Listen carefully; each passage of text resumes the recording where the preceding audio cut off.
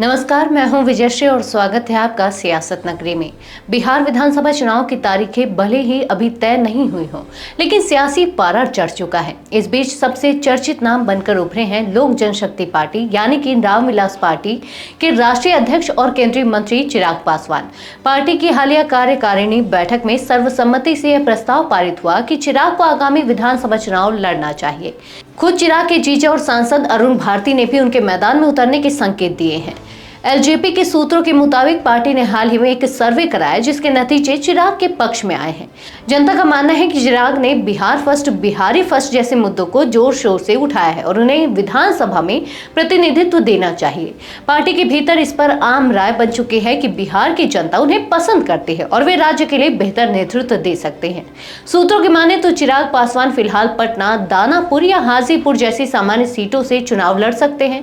पहले चर्चा थी कि वे जमुई के सिकंदरा सीट से उतर सकते हैं, लेकिन अब वे सामान्य सीट से लड़ने के पक्ष में हैं ताकि उनका संदेश व्यापक हो और वे राज्य के हर वर्ग तक पहुंच सके।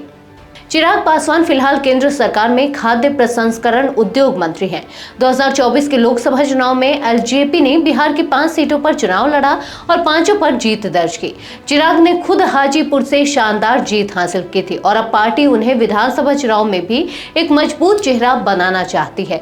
चिराग के मैदान में उतरने से बिहार की राजनीति में 3 युवा दावेदारों के बीच सीधी टक्कर बनती दिख रही है। एक और तेजस्वी यादव हैं जिनके पास लालू प्रसाद यादव की राजनीतिक विरासत और मुस्लिम यादव समीकरण का समर्थन है। दूसरी ओर कांग्रेस के पास कन्हैया कुमार जैसे तेज तर्रार युवा चेहरा है। ऐसे में चिराग पासवान तीसरे ऐसे युवा नेता के रूप में उभर सकते हैं जो एनडीए की ओर से इन दोनों को सीधी चुनौती दे सकते हैं। साथ ही नीतीश कुमार भी आगे बढ़ते दिख रहे हैं। बिहार की राजनीति अब युवा बनाम युवा होती नजर आ रही है। सवाल यही है, क्या चिराग पासवान इस मुकाबले में खुद को जनता के भरोसेमंद नेता के रूप में स्थापित कर पाएंगे?